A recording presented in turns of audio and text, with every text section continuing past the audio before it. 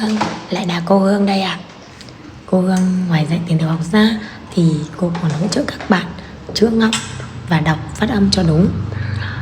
Ví dụ như vần word gồm có âm u và âm ơ, các con thường hay đọc thành ua hoặc là chỉ đọc một mình ơ.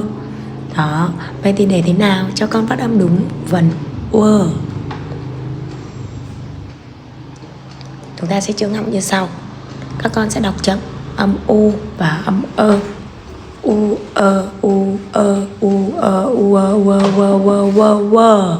Đó, và sẽ chậm dần, sau đó tăng dần, nhanh nhanh nhanh nhanh nhanh. U ơ u ơ u ơ u ơ u ơ u ơ.